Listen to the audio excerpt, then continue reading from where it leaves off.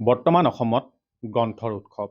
অসমৰ বিভিন্ন প্ৰান্তত এতিয়া গ্ৰন্থমেলাৰ পয়োভৰ। এই গ্ৰন্থমেলাত আৰু সামাজিক মাধ্যমত বৰ্তমান সময়ত এখন চৰ্চিত গ্ৰন্থ হৈছে আৰকান ইণ্টেল। আজি আমি সেই আৰকান ইণ্টেলৰ লেখক বুলন কুমাৰ শইকীয়াৰ বাসগৃহ নাহৰগড়ত আহি উপস্থিত হৈছোহি। আমি পোনে পোনে তেখেতৰ পৰা জানিব বিচাৰিছোঁ আৰকান ইণ্টেল এই কিতাপখন বৰ্তমান গ্ৰন্থ উৎসৱত মানুহৰ মাজত, পাঠকৰ মাজত যথেষ্ট সমাদৃত হৈছে। আপুনি কি বুলি ভাবে?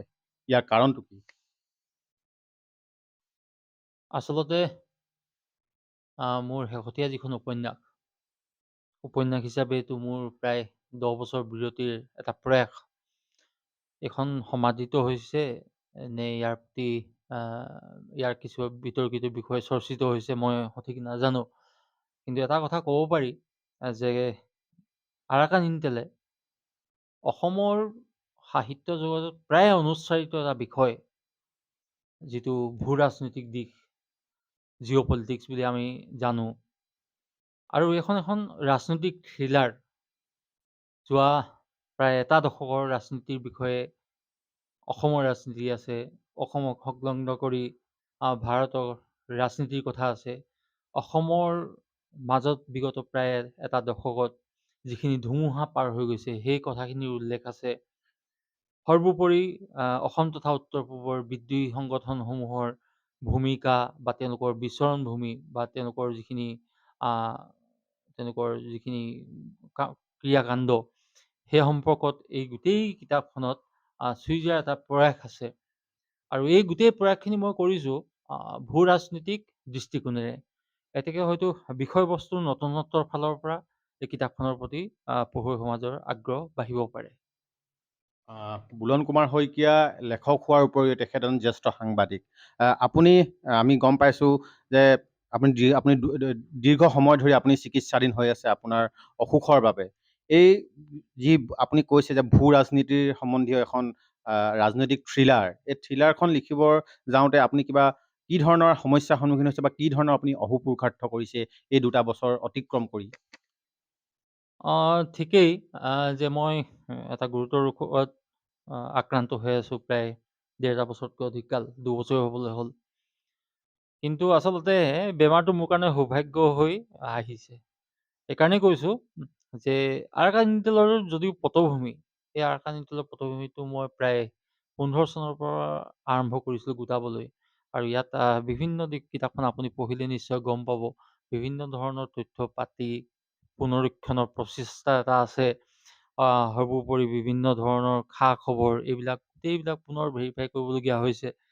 এতেকে এনেকুৱা এখন ৰাজনৈতিক থ্ৰিলাৰক যেতিয়া লিখিত ৰূপত প্ৰকাশ কৰি উপস্থাপন কৰিব যোৱা যায় বা উলিয়াই দিয়া হয় পঢ়ুৱৈসকলৰ আগলৈকে, তেতিয়া বিভিন্ন দিশ চালি জাৰি চাই গোটেই কথাবোৰৰ এটা যে বাস্তৱিক ৰূপ এটা আছে, সেই দিশেৰে ইয়াৰ যিটো বৰ্ণনা বা যিটো কিতাপৰ উপস্থাপন, সেইখিনি কৰিবলগীয়া হয়।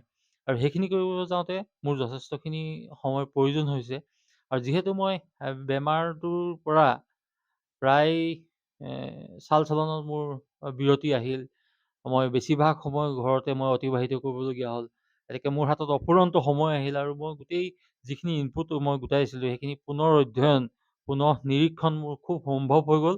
আৰু সম্ভৱ হোৱাৰ কাৰণেই মই আৰাকান ইণ্টেল ঠিক মইতো এগৰাকী সামান্য লেখক, তথাপিও যিহেতু অসমৰ প্ৰেক্ষাপটত এনেকুৱা ধৰণৰ বিষয়বস্তুৰ অতীৱ গুৰুত্বপূৰ্ণ আছে, প্ৰয়োজনীয়তা আছে, বিশেষকৈ নতুন চামে অসমৰ সমস্যাৰ সমাধানৰ আঁৰত কোনবোৰ শক্তিয়ে বাধা প্ৰদান কৰি আহিছে, কেনেকুৱা ধৰণৰ কাৰণে অসমৰ চিৰাচৰিত সমস্যাবোৰ আঁতৰি নাযায়, সেই গোটেই কথাখিনি যিহেতু এটা অৱলোকন কৰা ভাল, সেইটো কাৰণে মই এই কিতাপখন লিখিবলৈ সক্ষম হ'লোঁ। আৰু তেনেকুৱা এটা দায়বদ্ধতাৰে মই আৰাকান ইণ্টেল পঢ়ুৱৈ সমাজৰ মাজলৈ উলিয়াই দিছোঁ। আৰু মোৰ খুব আনন্দৰ কথা, দেখিছোঁ যে অসমৰ বিদ্বান সমাজ আৰু বিশেষকৈ যুৱচামে এই কিতাপখনৰ প্ৰতি খুব আগ্ৰহ প্ৰকাশ কৰিছে। অসম তথা ভাৰতৰ বিভিন্ন প্ৰান্তলৈও এই কিতাপখনৰ অনলাইন বুকিং ইতিমধ্যে আমি কৰি থৈ তেওঁলোকে বিচাৰিছে আৰু আমিও পঠিয়াই আছোঁ। আৰু কিতাপখনতো অসমৰ বিভিন্ন গ্ৰন্থমেলাত ইতিমধ্যে সহজলভ্য হৈ উঠিছে আৰু খুব কিছুদিনৰ ভিতৰতে অসমৰ বিভিন্ন প্ৰান্তীয় অঞ্চলৰ সকলোবোৰ বিপণীতো উপলব্ধ হ'ব। ইতিমধ্যে প্ৰথম সংস্কৰণ শেষ হৈছে, দ্বিতীয় সংস্কৰণো ইতিমধ্যে বজাৰ আহি পাইছেহি। কথা হ'ল যে আৰাকান ইণ্টেলে নহয়, যে আৰাকান ইণ্টেল আমি প্ৰথমখনত সামৰণিহে মাৰিছোঁ। ইয়াৰ পাছত আৰু 2টা খণ্ড আহিব। তাৰোপৰি এনেকুৱা ধৰণৰ যিখিনি বিষয়বস্তু আছে, আমাৰ অজস্ৰ বিষয় আছে, এই বিষয়সমূহ আমি উপস্থাপন কৰিবলৈ চেষ্টা কৰিছোঁ। যিহেতু আপোনালোকে নিশ্চয় মন কৰিব, বাংলাদেশৰ যিখন মুক্তি সংগ্ৰাম, সেইখিনিৰ প্ৰায় প্ৰতিটো দিনৰ একোখন এটা কাহিনী, বৃহৎ আকাৰৰ এটা কাহিনী কলবেৰ বিভিন্ন দিশৰ পৰা তেওঁলোকে উপস্থাপন কৰিছে। তেনেকুৱা তেওঁলোকৰ বহু কিতাপ-পত্ৰ আছে। কিন্তু আমাৰ অসমৰ ভাষাত, অসমীয়া ভাষাত এনেকুৱা ধৰণৰ কিতাপবোৰ সাধাৰণতে বিষয়বস্তু হয়তো লেখক সমাজে নিৰাপদ অৱস্থানত থাকে বাবে নোচোৱে।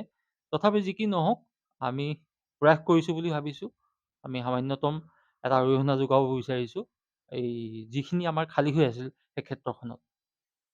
যিসকল পঢ়ুৱৈ এই আৰাকান ইণ্টেলখন পঢ়িছে, তেখেতলোকে বিভিন্ন চৰিত্ৰ দিছে। হৃদয়ানন্দ সোণোৱাল, পৰাগ বৰুৱা, এই চৰিত্ৰকেইটা কাল্পনিক নে কি ক'ব বিচাৰে? চাওক, কিতাপখন যেতিয়া আপোনালোকে পঢ়িব বা পঢ়ুৱৈ সমাজে পঢ়িছে, নিশ্চয় অনুমান কৰি লৈছে যে হৃদয়ানন্দ সোণোৱাল কোন হ'ব পাৰে, পৰাগ বৰুৱা কোন হ'ব পাৰে, ধৰণী শৰ্মা কোন হ'ব পাৰে, কিশলয় ভট্টাচাৰ্য কোন হ'ব পাৰে। গতিকে এইবিলাক হ'ল চিৰপৰিচিত চৰিত্ৰ। কিন্তু আমি তাত্ত্বিকভাৱে তেওঁলোকৰ নামটো যিহেতু এখন উপন্যাস, ৰাজনৈতিক থ্ৰিলাৰ বুলি আপুনি নিজে কৈছে বা ময়ো কৈছোঁ, এখন ফিকশ্যনেল হয় উপন্যাস। এতেকে আমি হুবহু নামটোতো আমি ব্যৱহাৰ কৰিব নোৱাৰোঁ।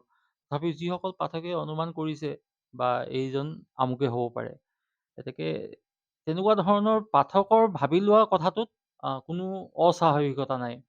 আৰু আমি লেখক হিচাপে ইয়াতে কাৰোবাৰ চৰিত্ৰৰ হীন-ডেঢ়ি কৰিবলৈ, কাৰোবাক গ্লৰিফাই কৰিবলৈ এনেকুৱা ধৰণৰ কোনো প্ৰয়াস কৰা নাই। আমি এটা যিটো বিহংগম দৃষ্টিয়ে অসমৰ এটা দশকৰ ৰাজনীতিটোক চাইছোঁ, বিদ্ৰোহী সমস্যাটোক চাইছোঁ, আৰু ভাৰতবৰ্ষৰ যিখিনি আমাৰ লিংকেজ ৰাজনীতি আছে অসমৰ সৈতে, সেই গোটেই কথাখিনিকে চাইছোঁ। বা অসমক কেন্দ্ৰ কৰি ৰাষ্ট্ৰসমূহৰ যিটো প্ৰেক্ষাপট আছে, ভূ ৰাজনীতিৰ দিশ আছে, বা এই সময়ছোৱাত বিদেশী ৰাষ্ট্ৰসমূহৰ, কাষৰীয়া চুবুৰীয়া বিদেশী ৰাষ্ট্ৰসমূহৰ সৈতে ভাৰতৰ সম্পৰ্ক উন্নত হৈছে নে অধোগতিলৈ আগবাঢ়িছে, গোটেইবোৰ কথাবোৰ ইয়াতে উল্লেখ আছে।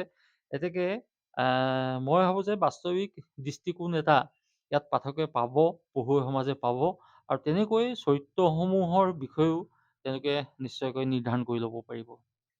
হয়, এয়া আছিল লেখক তথা জ্যেষ্ঠ সাংবাদিক বুলন কুমাৰ শইকীয়া।